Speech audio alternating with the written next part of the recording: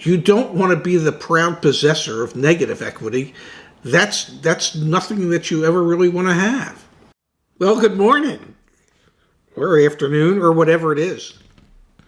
Wherever you are tuning in, watching Your Auto Advocate, we're happy to have your viewership. Your viewership, very good. Yes, I like that. Thank you, Pops. Hey, So before we hop in, quick shout out for our sponsor, our continued sponsor. I think we're on month 3 now, which is kind of crazy. Findthebestcarprice.com/insider. Link down below in the description. Jeff and his team working every single month diligently to gather and aggregate and consolidate all of the different manufacturer incentives in one place. Go take a peek. We'll put up like a bit of a preview on the screen. It's just a great resource for you to have access to with everything in one place. We greatly appreciate their sponsorship, so thank you. See you later, aggregator. All right, Pop. So today, in the title of today's video, what we're going to talk about is you're going to share some wisdom with us, some things that you probably, Wait. Time out. You're assuming that there's even wisdom to be shared. I'll share some thoughts. Dude, you have 55,000 YouTube subscribers. Like, you've got wisdom. People appreciate it. We're going to put it out. And this is what I was going to say is this is stuff you taught me just from like living under the same roof growing up and things like that. But automotive finance is a tricky and winding road to end up with some sort of loan that you kind of understand and kind of don't understand. And what I wanted to have you talk about today, Dad, if you're up for it and you're up for sharing your thoughts, which may or may not be construed as wisdom, is around long-term loans, the advent of 72-month and 84-month payment plans. And like, if you could speak to when you first started in the industry, were 72 and 84-month loans a thing? And why are they now? And do you recommend them for customers? And back when, like 6 years ago, when you were still working in the dealership and stuff, like what would you say to people when they were signing up for this outrageously long loan? Anyway, floor is yours. Story time with Dad. Help us all become smarter car shoppers, please. When I first started in the car business in 1977, I think it was. The average length of a car loan was about 2 years. Okay, and the reason that the average length of a car loan was about 2 years is because, well, probably the average price of a car was about $5,000. Okay, the average price of a car today is probably $35,000. So, yeah, way back when I was hanging out with Barney Rubble and Fred Flintstone. You finance if you financed a car, you financed it for 2 years, maybe 3 max. Okay, but the vast majority of people still paid cash at that point in time. But as cars grew more and more expensive, the only way that manufacturers and banks could figure out how to get people to keep buying them at an affordable monthly payment was to extend the term. So I'll never forget when the average length of a loan jumped from 24 to 36 months, and then from 36 to 48 months. And I thought, oh my God, when it got to 60 months, this is absolutely insane. Who's going to keep a loan for 60 months? And then cars kept getting more and more expensive, and leasing started to become a more mainstream thing because that was a way to take a more expensive car and keep the payment in an affordable category for the customer. And then banks and credit unions had this bright idea, well, why don't we offer 72-month financing? And then 84-month financing. And today I know that 96-month financing exists. Why anybody would pay off a car or expect to pay off a car in 8 years is beyond me. The average age of a car is like 6.7 years. How do you sign up for 8 years knowing that you're not going to end up wanting to keep the car that long?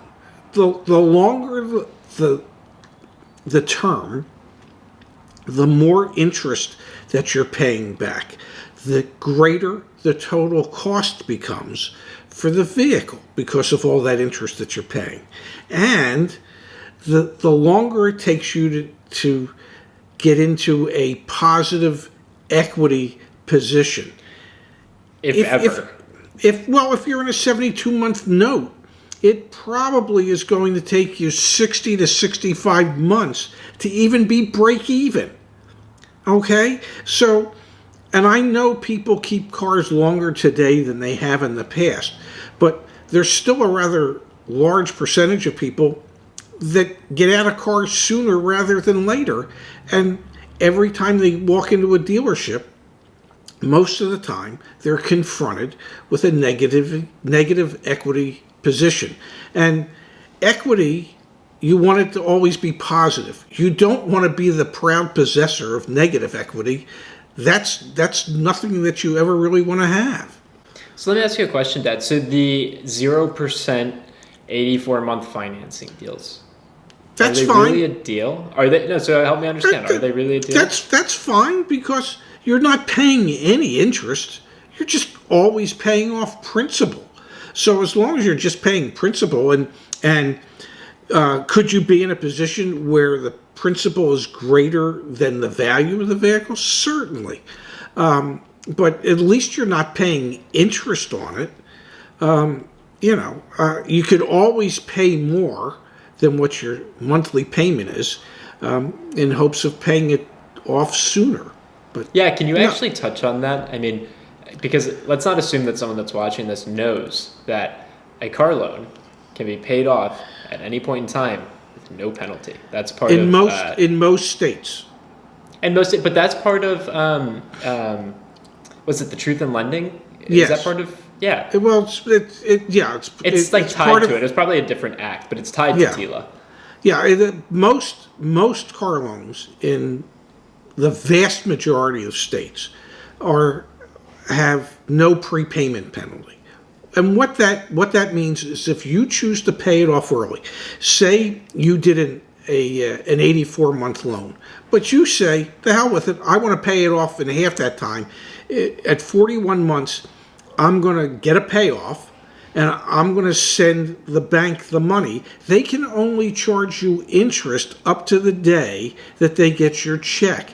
They can't continue to charge or add up all the interest that you would have paid and make you pay it in the payoff. You're only paying interest up to the day that you pay it off. So in most cases, there is no prepayment penalty for paying a car loan off early. In the old days, that wasn't the case. Sure, yeah. And so my question, I guess, to you, Dad, is, are these long-term payment plans, these 5-year, which now is actually not even that long, 6-year, 7-year, or 8-year loans, are they that bad if they're 0%, or if you have a plan to pay it off in a more reasonable amount of time, 2 years, 3 years, 4 years? They're not a bad thing if you can accept the premise that you're going to have that payment for whatever length of time you've signed up for. And you have to convince yourself as the consumer that if I've signed up for a 6-year loan, I'm keeping the car at least 6 years. It's not like a cell phone where a new model comes out every year and you go, I got to have the new one.